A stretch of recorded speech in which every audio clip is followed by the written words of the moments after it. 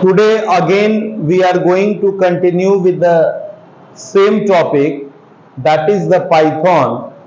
And as we discussed previous, that there are four structures for the functions, like with argument with return, with argument no return, no argument with return, and with argument no return. Okay, so today we are going to see the function that is based upon no argument with return. One thing you should clear with the function, that the functions are the special set of instructions that allows us to save the time. What I mean to say, today I am also going to create a function, as well as I am going to use this function with the modules too. So first of all, decide about the function, which function you want to create. Like if you want to create the function for the prime, so first of all we will have to define the function like def prime. Now no argument refers to what? कि this particular argument list will be vacant. ये आपका जो argument का list है ये vacant होगा. अब prime का जो नॉर्मल प्रोग्राम आप बनाते हो, क्या बनाते हो? प्राइम वैसे नंबर्स को कहते हैं जिसका केवल और केवल दो फैक्टर होता है. तो कोड में किसी भी तरह का कोई चेंज नहीं है. Only we are going to create the function. तो आप मैनिपुलेशन जो आपका है वो एज इट इज है, उसमें कहीं कोई बदलाव नहीं. सो क्या करते हैं कि आर्ग्यूमेंट है ही नहीं, so we will have to intake the number from here. Number की एंट्री करते हैं like x is equals to int input enter a number. So by this way we will input a number. एक number हम लोग x के अंदर inter करेंगे. अब प्राइम नंबर का जो प्रोग्राम है उसके लिए हमने लिख दिया यहां पे c इज इक्वल्स टू 0, और एक लूप के मदद से हम लोग x को 1 से लेके x के अंदर जो वैल्यू है वहां तक इसको डिवाइड करेंगे और देखेंगे कि ये कब कब डिविजिबल है.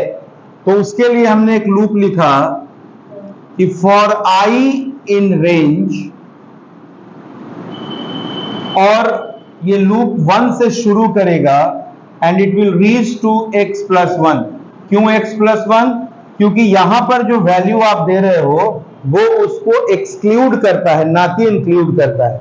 जैसे सपोज कि x में अगर आपने 8 इनपुट किया है तो ये 7 तक ही लेगा, बट आपका जो डिविजिबल पॉइंट होगा वो 8 तक होगा, इसलिए x+1 हमने लिख दिया है. Now we will have to follow the next step, like if x mod by i equals to 0.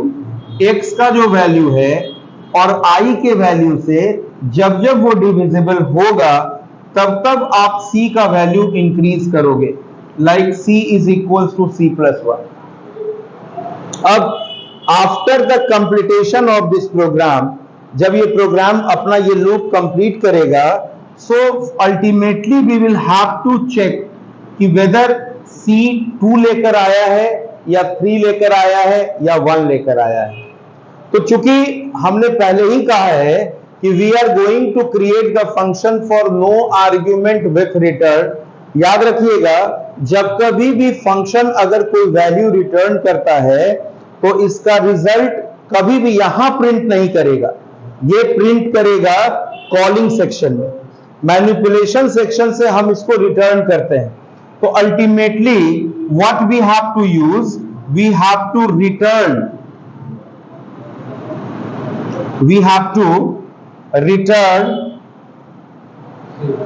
c. हम लोग c को यहां से क्या करेंगे? रिटर्न करेंगे. तो c आपका जब रिटर्न हो जाएगा, लूप के बाहर आके c आपका रिटर्न होगा, सी बाहर क्यों रिटर्न कर रहे हो आप? क्योंकि ये इफ के बाहर है, ये फॉर के भी बाहर है, क्योंकि रिटर्न सी में तो एक वैल्यू इसने स्टोर कर लिया। अब सी को हम रिटर्न करेंगे। अब आपका देख लो कि ये फंक्शन का डिक्लेरेशन पार्ट था और ये आपका मैनिपुलेशन पार्ट था। अब आप फंक्शन को कॉल करते हो, तो कॉल करते समय चूंकि हमने यहां से फंक्शंस के वैल्यूज को रिटर्न किया है, दैट्स वाई यहां पर भी एक वेरिएबल आपको रखना होगा, like t is equals to prime.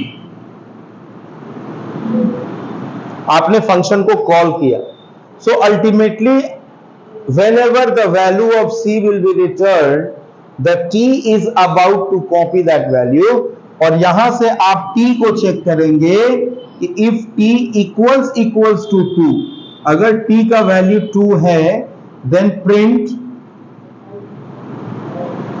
yes prime, else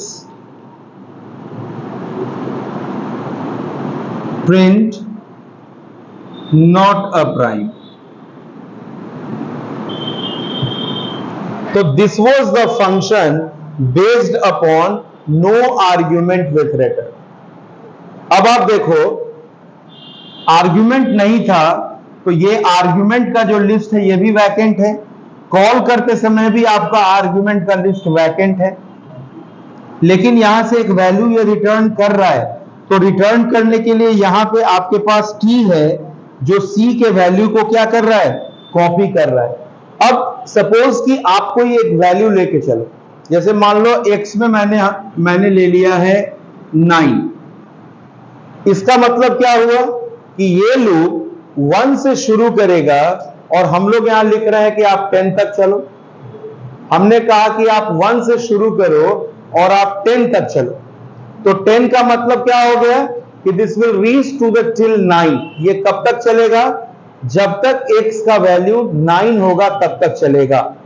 तो चलिए अब यहां पे देखो x का वैल्यू क्या है, दैट इज फिक्स, यानी सीक्वेंसेस आपके कितने हो रहे हैं, 9 mod by 1, 9 mod by 2, 9 mod by 3, 9 mod by 4, 9 mod by 5, and similarly 9 mod by 6, 9 mod by 7, 9 mod by 8 and 9 mod by 9। तो ये जो आप 1 2 3 4 5 6 7 8 देख रहे हो, that is the I, this is your I and this is the X। तो आप देख लो कि X आपका अपने पोजीशन पे फिक्स है, 9 is fixed over there. Now we are going to grasp the increased value of I, like if first time the value of I was 1, so after completing this cycle the value of I was becoming 2, similarly 3 4 5 until it will reach to the 9। अभी देखिए हो क्या रहा है, आपको पता है कि this is the conditional statement, और इस कंडीशनल स्टेटमेंट के अंदर में हमने लिखा है c is equal to c+1, यानी c का वैल्यू तभी इंक्रीज कर रहा है जब इस कंडीशन को ये सेटिस्फाई कर रहा है। तो इस कंडीशन को ये कब कब सेटिस्फाई कर रहा है, एक बार तब सेटिस्फाई कर रहा है जब i का वैल्यू 1 था, तो वैसे समय में आपका c का वैल्यू क्या हो गया, 1। फिर दूसरी बार तब जब 9 3 से पूरी तरह से डिविजिबल था, तो यहां पर भी आपका c का वैल्यू एक और वैल्यू लेके आ रहा है, 2। उसके बाद जब 9 का वैल्यू 9 था, तो आप देख सकते हो कि this time c is just grasping the value of 3। तो c क्या लेके आ रहा है, that will completely depends upon the value, आपके वैल्यू पे डिपेंड कर रहा है कि c कितना वैल्यू लेके आ रहा है। आप अपने जगह पे फिक्स हो, आपने कहा कि वैसे ही नंबर को हम प्राइम कहेंगे जो 2 के इक्वल है। तो अगर t यानी अगर c t को 2 वैल्यू देता तब कहते कि वो नंबर प्राइम है, नहीं तो वो प्राइम नहीं है। अब आप एक नंबर दूसरा कोई बोलो, जैसे हम लोग 5 की बात करते हैं, क्योंकि ये रिटर्न कर रहा है ना, क्योंकि क्योंकि क्योंकि फंक्शन को हमने यहीं पे कॉल किया है। सी जैसे रिटर्न ये किसको करेगा, टी को ही करेगा ना, ये क्योंकि इसका स्ट्रक्चर है। हमने दिया नहीं, हमने कहा कि t is equals to prime. ठीक है, आपका क्वेश्चन सही है, हमने कहा t is equals to prime. तो आपका ये तो फंक्शन का डिक्लेरेशन है, ये आपका मैनिपुलेशन है, यहां तक आपका मैनिपुलेशन है। आप फंक्शन को कॉल कर रहे हो। हमने आपको पिछले क्लास में कहा था कि आपने बैंक में पैसे जब डिपॉजिट किए और at the time of withdrawal आप दूसरा कोई साइन करते हो, क्या आपको पैसा मिलेगा? नहीं मिलेगा। आपने जिस तरह का सिग्नेचर किया है, आपने जिस नेचर का फंक्शन डिक्लेयर किया है, you have to call the function with the same nature. ये आपने डिसाइड किया है कि हमारे फंक्शन का जो रिजल्ट होगा वो रिटर्न होगा। तो रिटर्न की ये पॉलिसी है कि जब कभी भी हम इसको यहां से रिटर्न करेंगे तो रिटर्न के वैल्यू के लिए एक वेरिएबल यहां पे खड़ा होगा। अगर मान लो इसी फंक्शन में, इसी प्रोग्राम में अगर हम वैल्यू चेंज करते या हम कहते कि नहीं, हमें विथ आर्ग्यूमेंट विथ रिटर्न पे नहीं चाहिए, हमें चाहिए नो आर्ग्यूमेंट नो रिटर्न, तो अब नो रिटर्न का बात जैसे ही आप करते तो यहां से ये लाइन कट हो जाता और अब ये यहीं पे डिसीजन लेता कि अगर c का वैल्यू 2 है तो हां तुम प्राइम हो, नहीं तो प्राइम नहीं हो। तो जब आप फंक्शन को कॉल करते तो केवल प्राइम लिखकर कॉल करते, क्योंकि सारा का सारा रिजल्ट जब ये फंक्शन कॉल होता तो सारा का सारा रिजल्ट वहीं पे दे देता। चूंकि इसने रिटर्न किया है तो इसीलिए ये स्टेप हमारा बढ़ गया, दैट्स वाई हमारा ये स्टेप बढ़ गया। एक चीज और आप बताइए, ये तो मैंने इम्प्योर फंक्शन की बात की, ये वैसे फंक्शंस हैं जिसको यूजर खुद से बना रहा है। आप जरा कुछ ऐसे फंक्शंस की बात करो जो सिस्टम की तरफ से प्रेस्क्राइब्ड है। जैसे हम लोगों ने आपको टाइप कास्टिंग के लिए लगभग 12 से 13 फंक्शंस बताए, 13 फंक्शंस बताए। कुछ फंक्शंस ऐसे बताए जैसे आप यहां पे लिखते हो a is equals to INT और यहां से b, और यहां आपने लिख दिया है b इज इक्वल्स टू 15.7। ये जो इंट फंक्शन है ये प्योर फंक्शन है, ये प्योर फंक्शन है। और इस फंक्शन का स्ट्रक्चर कैसा हो गया? इस फंक्शन का स्ट्रक्चर हो गया with argument with return, with argument with return. लेकिन कुछ फंक्शन ऐसा होता है जो बना हुआ है नो आर्ग्यूमेंट विथ रिटर्न पे या नो आर्ग्यूमेंट नो रिटर्न। जैसे आप यहां से जाके लिखते हो, अभी आप लिखते हो टाइप और a, तो अपने आप ही आपको रिजल्ट लौटा देगा कि this particular a is belongs to the class int। क्या लिखा आपने? टाइप। फंक्शन का ये पहचान होता है कि किसी भी स्ट्रक्चर और नेम के साथ अगर वो इस पैरेंथेसिस को ग्रास्प करता है तो वो फंक्शन है। तो मान लो आप कह रहे हो कि नहीं सर, हम इस फंक्शन को यूज करेंगे a is equals to b.int। काम करेगा क्या? नहीं करेगा। क्यों काम नहीं करेगा? क्योंकि पाइथन का जो इनबिल्ट फंक्शंस है उसके स्ट्रक्चर में ऐसा कोई स्ट्रक्चर बनाया ही नहीं गया। अगर उसने बना दिया होता तो हम इसका इस्तेमाल करते। तो फंक्शन का डिक्लेरेशन और मैनिपुलेशन आप जैसा करते हो, आपका कॉलिंग भी उसी पे डिपेंड करता है। आप इन बिटवीन चेंज नहीं कर सकते।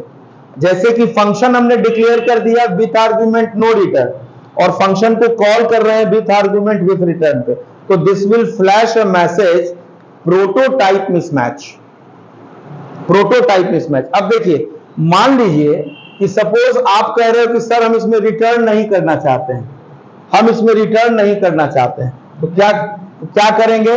हम अगर इसमें रिटर्न नहीं करना चाहते थे तो क्या करते?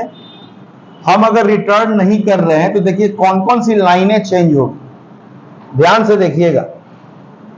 यहां से ये रिटर्न नहीं होता और यहीं पे ये प्रिंट करता कि इफ c इक्वल्स टू 2, तो आप ऊपर ही में प्रिंट करते, print yes it's a prime number, it's a prime number, else print no, it's not a prime number, it's not a prime number। तो इसका मतलब क्या हो गया कि आप जब फंक्शन को कॉल करते तो सिंपल फंक्शन को कॉल करते, यहां लिख देते ऐसे जाके प्राइम। अब कहां आप लिख रहे हो t is equals to prime, चूंकि ये कुछ रिटर्न कर ही नहीं रहा है, तो यहां रिटर्न नहीं कर रहा है, तो फिर वेरिएबल को खड़ा हम क्यों करें।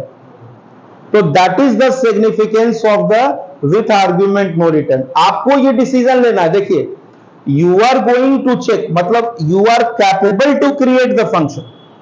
आप किसी भी वर्क के लिए फंक्शंस को क्रिएट करते हो, but it completely depends upon you कि आपका फंक्शन का स्ट्रक्चर कैसा है। अब जैसे सपोज करो, हमने आपको क्या कहा कि 4 तरह के फंक्शंस के प्रोटोटाइप होते हैं। कौन कौन?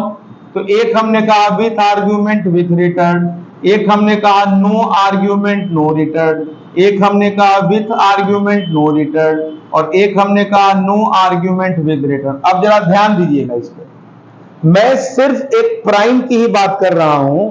अब आप देखो मैं इसका कॉलिंग पार्ट कैसे लिखूंगा, कॉलिंग पार्ट कैसे लिखना होगा। अब अगर कोई function with argument with return पे बेस्ड है, तो इसका मतलब हुआ कि आपको एक नंबर की एंट्री यहां पे करनी होगी, like x is equals to input enter a value, और फंक्शन को कॉल करते समय आपको लिखना होगा t is equals to prime, और यहां से आपको लिखना होगा x। तो x क्या हुआ, x एक आर्गुमेंट लेके गया और t में वो वैल्यू रिटर्न हुआ, और अब यहां पे t चेक होगा कि क्या t तुम 2 लेके आए हो, अगर हां तो आप प्राइम हो, नहीं तो प्राइम नहीं हो। उसी तरह से अभी जैसे हमने लिखा नो आर्गुमेंट नो रिटर्न, तो नो आर्गुमेंट नो रिटर्न का मतलब कि सारा का सारा चीज आपके फंक्शन के डिक्लेरेशन और मैनिपुलेशन में ही कंप्लीट हो गया। अब आप फंक्शन को केवल ऐसे ही जाके कॉल कर रहे हो, like this prime, that's it. आप फंक्शन को केवल ऐसे ही कॉल कर रहे हो। अगर हमने लिखा विथ आर्गुमेंट नो रिटर्न, तो आर्गुमेंट का मतलब x की एंट्री हो चुकी है, आप यहां से ऐसे करके प्राइम और x को कॉल लिखोगे। और हमने लिखा नो आर्गुमेंट विथ रिटर्न, तो अभी अभी लिखा हमने ना t is equals to prime, that's it. तो आप पे ये डिपेंड करता है कि आप किस तरह के फंक्शंस को बना रहे हो, आप किस तरह के स्ट्रक्चर के साथ कंफर्टेबल हो। ये चारों फंक्शन आपको प्राइम ही लौटा रहा है, लेकिन डिपेंड आप पे करता है कि आप कर क्या रहे हो। अगर आर्गुमेंट है तो एंट्री नीचे से होगी, कॉल करते समय होगी।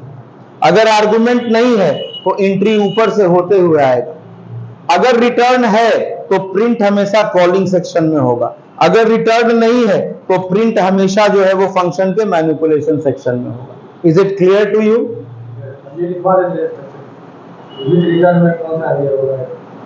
लिख लीजिए, जो अभी बोले लिखिए।